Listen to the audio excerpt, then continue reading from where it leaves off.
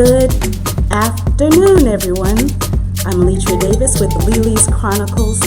Blessings to you this afternoon, or morning or afternoon, depending on where you are on whatever side of the world you are on.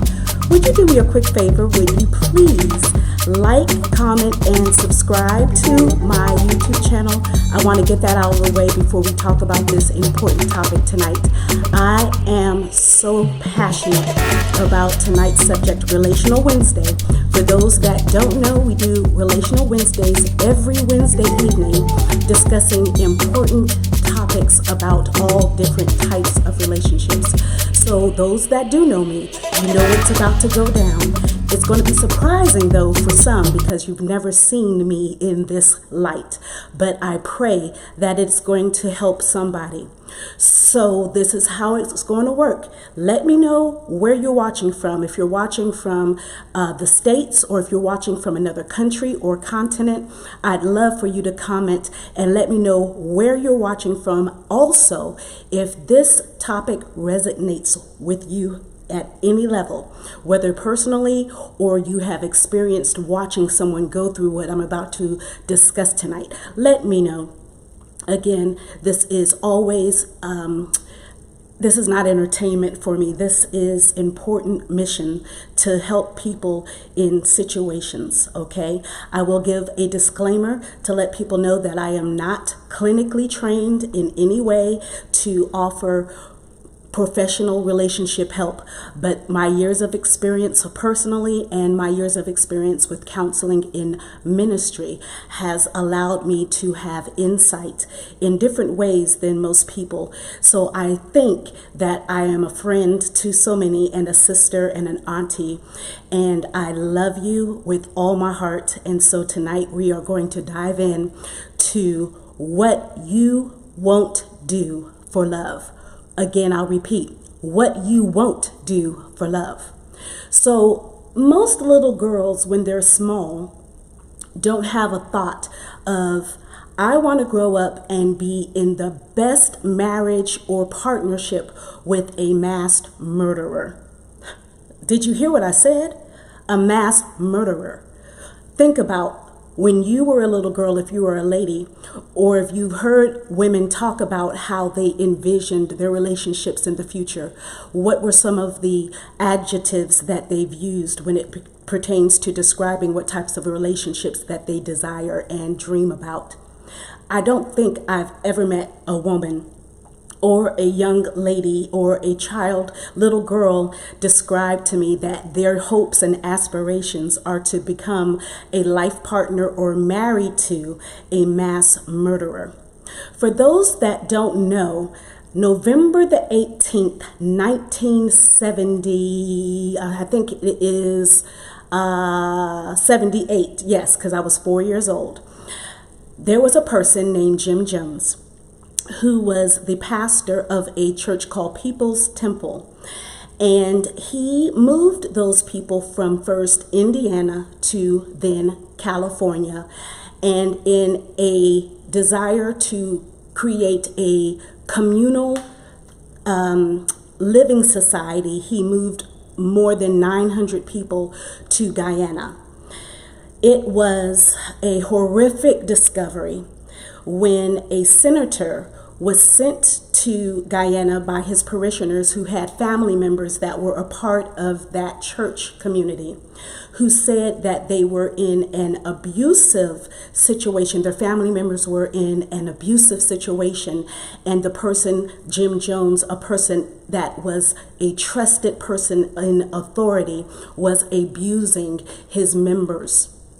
Based on the situation, the senator from the California went to Guyana to observe. He took camera people, he took other people alongside of him, a part of his campaign or his cabinet, and they did interviews with various people. Long story short, many people said that they were happy about being there, they were glad about being there, and everything was fine. There was no need to worry. People from certain families came over along with the senator and his crew, and they needed to be convinced that their loved ones were all right. And so there was a lot of time discussing if there's enough ample food, if there was health care, if there was good schooling for the children. A lot of different aspects of society. Was the basic needs of that community being met, and if people felt that they were in danger. When the senator was about to leave, he went to the airstrip and to get back on the plane to go. Some of the followers from Jim Jones's camp decided to follow them and shoot the senator and all of the people that had decided to leave Jim Jones Society, Jonestown as it was called. Some of the people that were a part of People's Temple decided that they did want to go because they did in fact feel threatened, felt endangered. And so those people were shot at. Most of them died there on the airstrip. Some of them did get away. And so November the 18th, I've been studying this actually for 20 plus years. I actually worked for a man in Colorado whose sister was a part of that mass massacre. And he decided to share his story about what happened to his sister. And from that time forward, I had heard about it before then, but after hearing him, a grown man, a well-educated man, break down sobbing in tears, describing how he missed his sister, it triggered something on the inside of me, and I started studying Jim Jones and the Jamestown and all of that, People's Temple. And so I wanted today, Relational Wednesday, to focus on some things. And if you all saw my graphic prior to this section that we're doing right now, you will see that I listed 4 different people on that graphic, and I did not state their names, but I will at this time. So Jim Jones was one of them. The other was Charles Manson. The other was David Koresh. He was born Vernon Wayne Howell. The other was David Mitchell, and the other was Ariel Castro. All 4 of those men created heinous, horrific, devastating crimes against women, okay?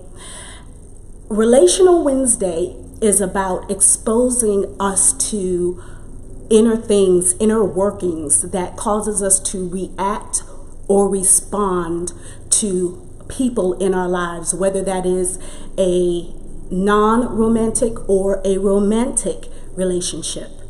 Tonight's session is about romantic relationships.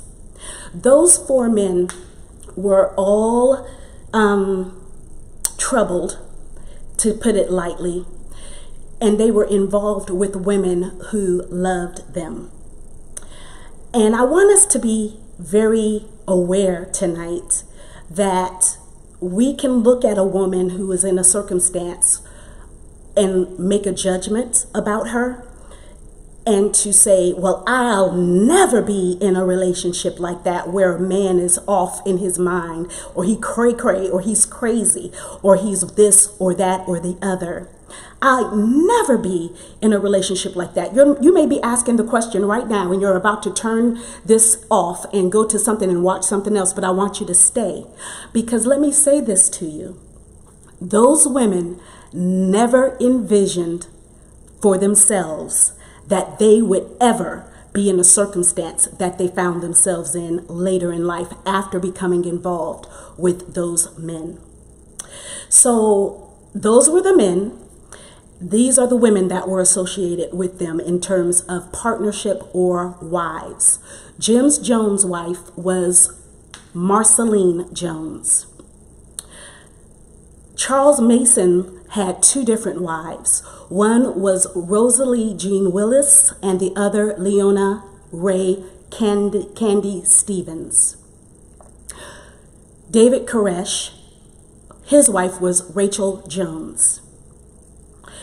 David Mitchell's wife was Wanda Barzee. And Ariel Castro, his wife was Grimilda Figueroa, and I hope I'm saying that name right. Let me know if I did or did not say it right. I will try to correct that later. Before I go further, I do want to say that these women were victims. in many ways. And also, in many ways, they were accomplices to their husbands' or partners' crimes.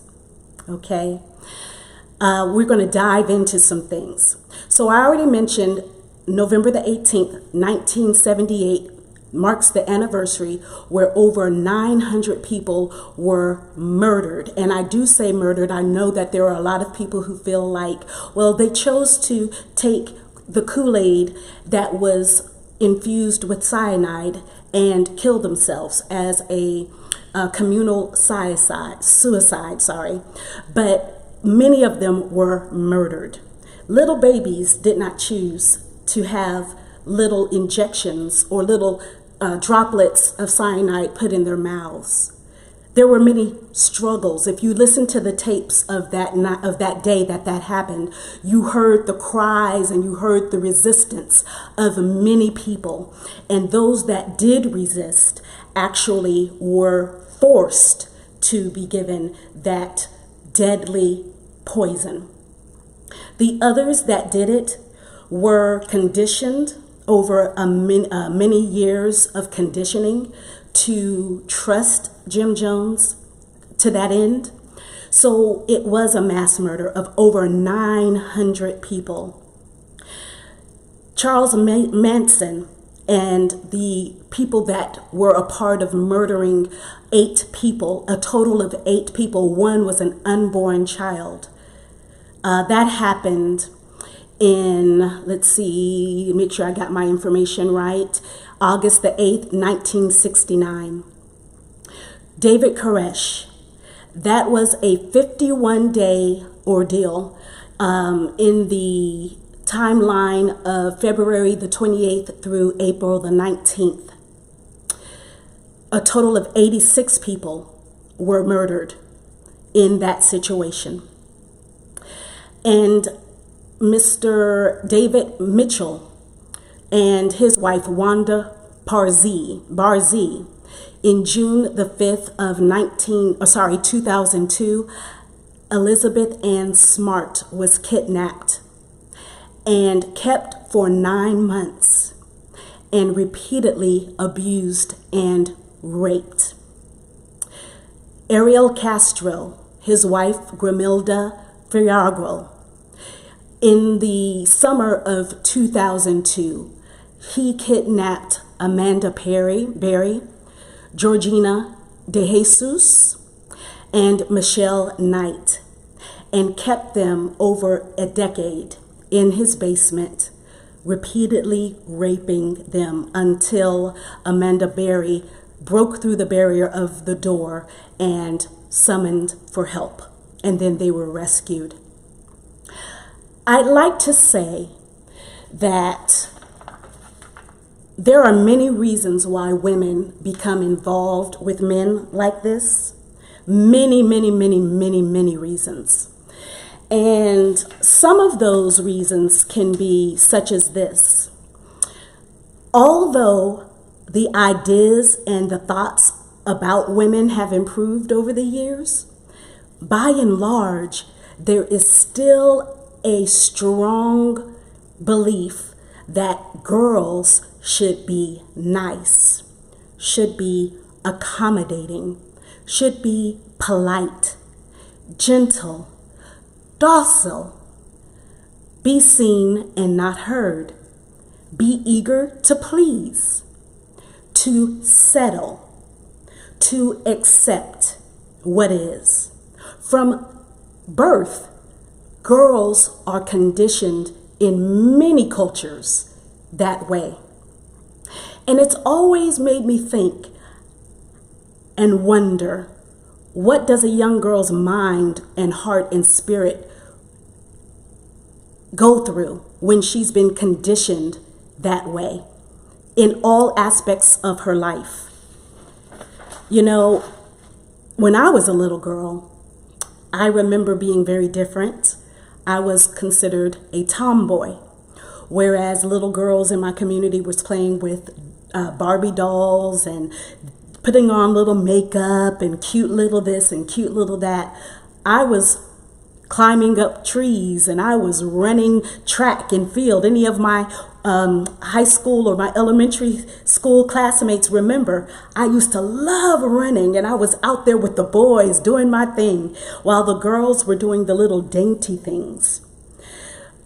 I never was a person to accept that you had to be a so-and-so way. You had to conform to this, and you had to acclimate to be accepted. I never thought that, and my mother was instrumental in making sure she let me know that I could be free in my expression of who I was and not be afraid.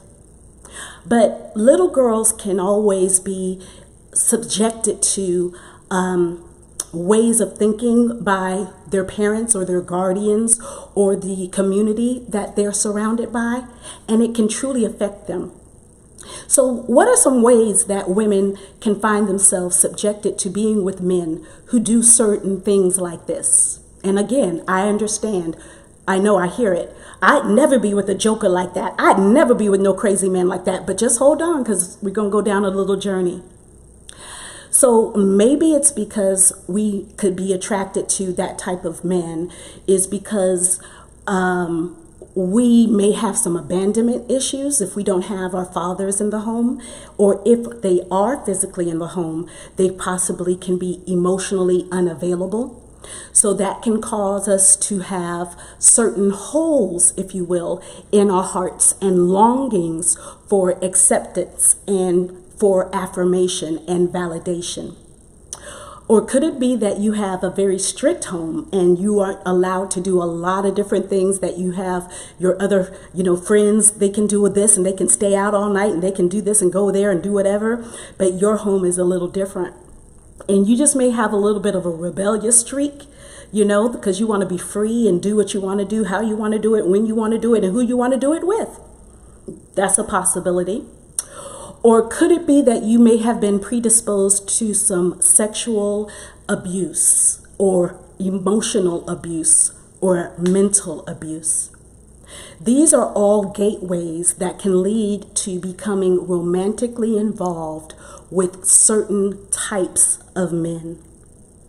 And let me express that with few exceptions to the examples that I just provided with those particular men, most of those men didn't necessarily foresee themselves being the architects and the masterminds behind ruining many lives, destruction, devastation, carnage, not only physically, but emotionally, devastating generation after generation after generation because of their actions.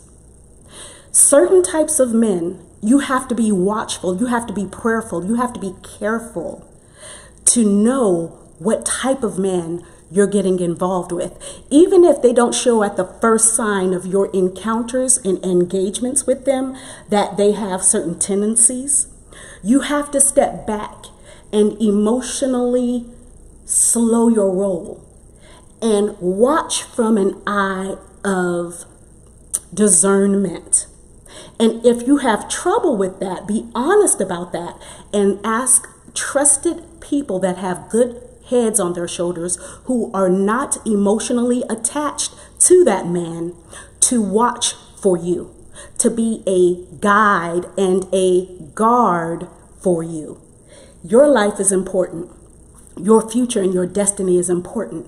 You are worth having another person from the outside looking in and looking and reviewing and observing the types of interactions that there are with you and a man.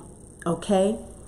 So having said that, watch for in a man how he responds and reacts when he is angry, when he is hurt, when he is not having his way, the way he wants to, not only towards you, but towards other people. Okay? Watch, observe, step back, see it for what it is, call it for what it is, stand firm, and let him know, I see you in this way when you react this way. Okay? Watch his behaviors with other females. If he's nice and sweet and kind with other females, and he goes out of his way to do wonderful things with them and for them, but when it comes to you, he mistreats you, he belittles you, he criticizes you, he cuts himself off emotionally from you as a punishment, if you will, or if he punches you in your face, or if he shoves you in any forceful way, or if he consistently nags at your shortcomings, if he's always highlighting how you aren't measuring up in your looks, in your intelligence, in your contributions to the relationship, watch out. Be careful. A man should never highlight your negatives. He should help you with your negatives, but he should never make it the focal point of your relationship. Be watchful. Be careful. If you hear more negative feedback than positive affirmation, watch out.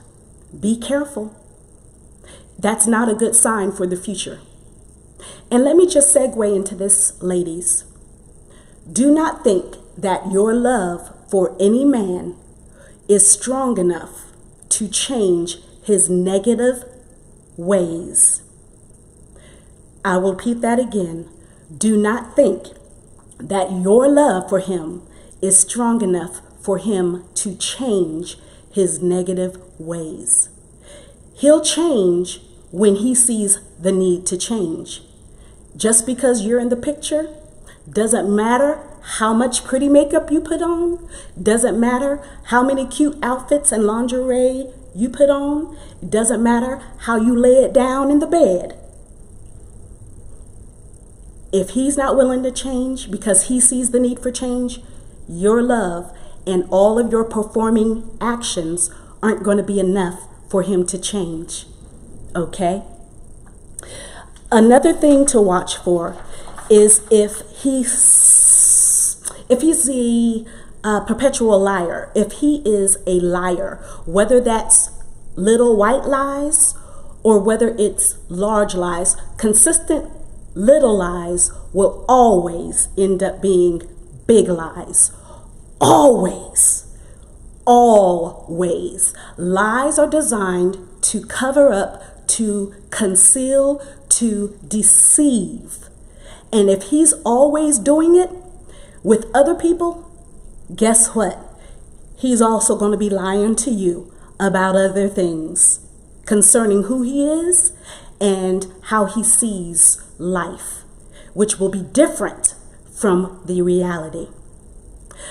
The links between those 4 men that I gave as an example on my graphic, all of them had horrible backgrounds prior to meeting and marrying their wives. Every last, you can do the research. You can do the research yourself. Don't take my word for it. Every one of them had extreme problems. Now, does that mean, am I saying that you can't meet a man who has had a horrible past and he's turned his life around and he's doing well now and he's on the track to doing well? Of course, there's plenty of excellent, awesome men out in the world who have had marred pasts. Yes, they're out there, but they're no longer, they've seen the problems in that and they have moved forward and have turned a new leaf, and they don't live that lifestyle anymore. Yeah, they're out there. That's cool. But the people that I'm referring to is that they've done horrible stuff, they're doing horrible stuff, and they'll keep doing horrible stuff. And as long as they have you on their side, supporting and buttering their behinds up and not letting them know that they are wrong, they'll keep doing it until the circumstances, the stakes get higher and higher and higher and higher.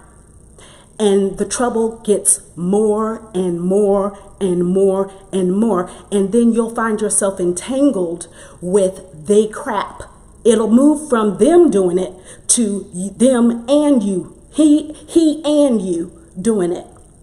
That woman who was with that man who kidnapped Elizabeth Smart, she helped him kidnap that young girl. His wife helped him kidnap that young woman. The situation with Jim Jones, and I have to be careful because there are still family members that are alive who have gone through these tragic situations. So I'm trying to be very compassionate, but I also am going to be telling the truth. Marceline assisted Jim Jones. And from the accounts of those people that were a part of that community of the People's Temple, many people said that she was the sweetest she was a sweet woman. But at the end of the day, sweetness doing horrible stuff still equals horrible stuff. Do you see what I'm saying? Those women who were a part of Charles Manson's murdering, they knew fully that he wanted them to murder. By his order, they went out and carried out what he wanted. I will say this. When I was doing women's ministry in prisons, I've gone to many prisons, and I've had the opportunity to connect with so many inmates. Most of those women were in that prison because of being involved with a man who wanted them to do something. That's horrible. That is horrible. Another thing to look for, ladies, is mental illness or unstableness. When you are about to get involved with a gentleman, check out his thinking, check out his mind, check out the pattern of his thought process and how he goes about his thought process. You know, there are people who are more qualified than me to talk about the details of that, the intricacies of that. But just know, watch they mind. Watch they mind. I'm just going to leave it that way. Because mental illness can lead to a lot of things. Also, I would be amiss if I did not confess and admit, not confess, but admit, there is a difference between mental illness and demonic influence. And I do believe that many people are demonically influenced. And I also believe